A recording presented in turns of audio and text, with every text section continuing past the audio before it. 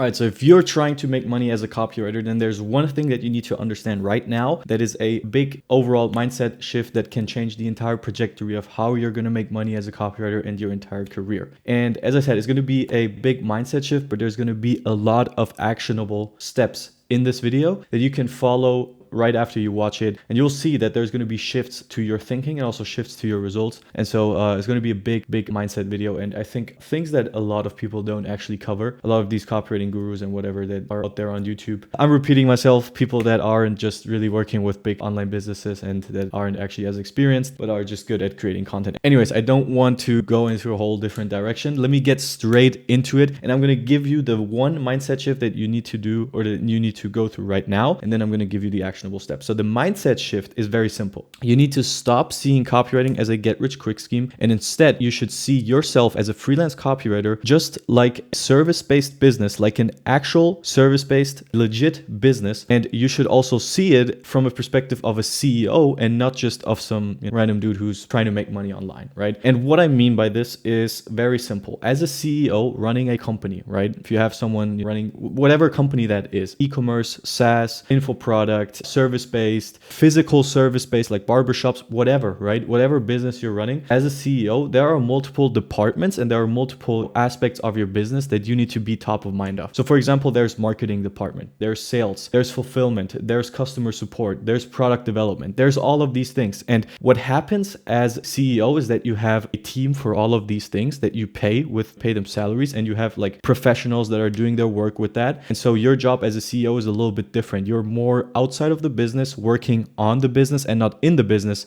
But here's the point where it actually gets a little bit tricky as a copywriter, because you are working in the business and you are the only one working in the business, but you're also, and you should also work on the business. So also sometimes go outside of it, see it from an outside perspective as a CEO and see what you can improve, because that is the actual, I would say, strong kind of point of a CEO, the strength of a CEO and why he's important for a company, because he can see things outside of the business. He's the one actually pulling the strings and kind of the chess master on the board who's kind of dictating the moves, and the rest of the company are the pawns that are actually executing the moves. And so whatever the CEO decides, that is the most valuable thing for the business. And so a lot of people are just like, oh, CEO, you're actually not working that much just because you're not putting in 40-hour-a-week shifts like you used to do in your beginning days maybe, but it doesn't mean that you're not as impactful. You're actually like the actual brain of the company. And so here's how you should shift from being just a freelance copywriter and just like a one-person gig kind of to an entire real business out of yourself as a freelance copywriter, as a service that you provide, right? And so first thing you should do is look at yourself as a freelance copywriter on the different systems, the different things that you're actually doing. So client acquisition, right? You can call client acquisition as a copywriter like outreach and sales. You can call that sales and marketing. So number one, how are you attracting clients? What is your marketing system? Are you doing cold outbound via IG DMs and cold emails? Are you doing inbound with Facebook ads or maybe some other form of ads that boosting your profile on Upwork or whatever? Are you doing Upwork? What are you doing and how can you improve that? You should always look on the outside and be like, okay, what are the stats here? What are our current open rates? What is the reply rate? How many meetings am I booking? What is the strategy that is getting me the most meetings booked, and what should I double down on? Because then you're not wasting your time with things that don't actually bring you anything, but you can actually take a step back, look at it and be like, okay, this is what's working. This is what we're going to double down on. That's exactly how big business owners are doing the same. They're just giving the tasks to their marketing department. Then they're taking a look at it, analyzing the KPIs and metrics, and then they're making decisions based on that. So they might do a couple of tests here and there with the marketing team in terms of Facebook ads, new email marketing strategies. And then they're finding an outlier, so something that works really, really well. And then they're like, okay, we have done a bunch of tests. This is the best one, so we're going to double down on that. And then he has the marketing team execute on that. So you need to do the same, but just with you. Just that you need to make the decision yourself, and you also need to execute. Next thing is fulfillment. Like, how is your fulfillment? If your fulfillment team is weak as a business, well, I mean, you can hire new people, but what can you do about yourself? Well, you could improve, you could get better, and things like that. We'll touch on that in just a second. Customer support. How are you communicating with clients? That is another kind of channel, but it's kind of like, it comes second nature, because like anything you do is like you do yourself. You're a one-man business, but business is always different departments. So try to see your business first in different departments and how you can improve. And this brings me to the second thing. thing is, if you have a business and you really want to improve the business as a CEO on an outside perspective, you want to hire new talent,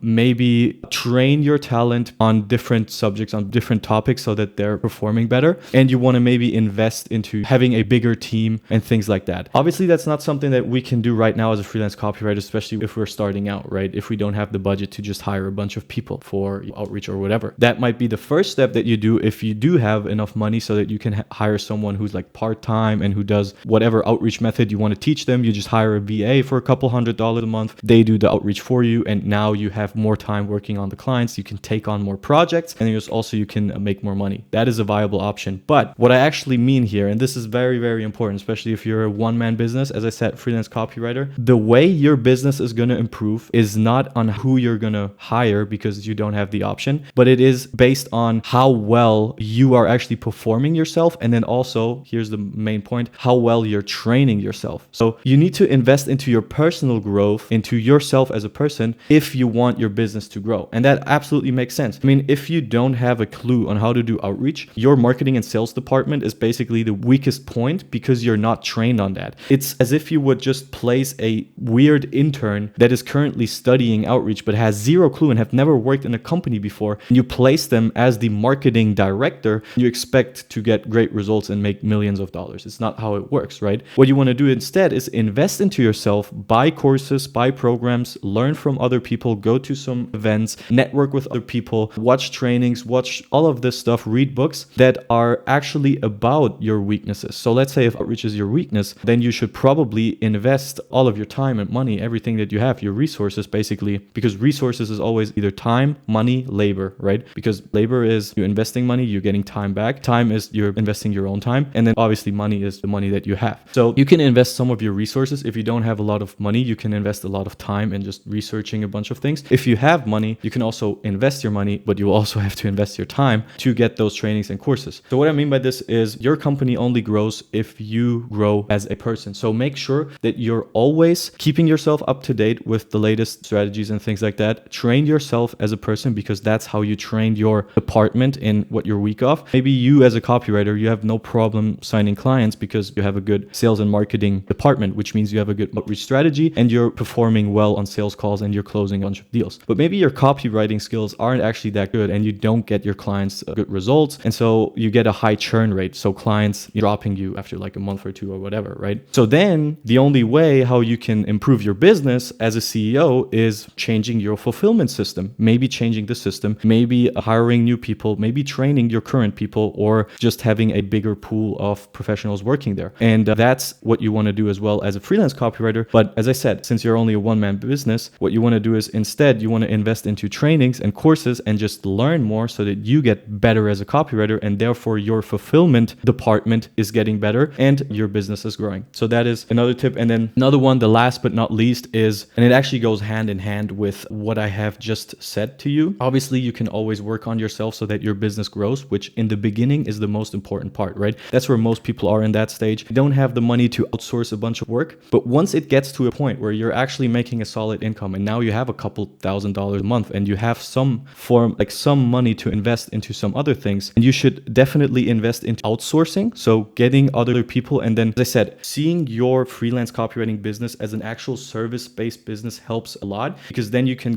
take a step outside, not just be in the business all the time, but actually see it from outside and then be like, okay, my weak spot right now is I don't have enough time to do outreach, but I do have a bunch of clients, I do have some money. I could just hire someone, I can train them on my outreach systems that I'm currently doing, and then I can outsource that. And that way I can take on more clients because I can literally give them, like, they could literally do 4 hours of work a day, which frees up 4 hours for me that I can then take and write copy for my clients. And so maybe you want to outsource some stuff, but if you want to do that, and that is the big point here actually, is not just outsourcing things to other people and taking the next step of seeing your business as an actual business and not just you as a freelance copywriter, but like hiring people, managing them. That is also a skill that you need to learn, but adopting systems and processes. So if you have, let's say, an outreach system that is getting you a good amount of booked calls and also close clients, there's going to be, at some point, you won't have time to use that system anymore. But what you can do is you can create a bunch of SOPs, which basically means you're writing down the entire system of how you're following things, the important rules that you're following, how things work and whatever, into one doc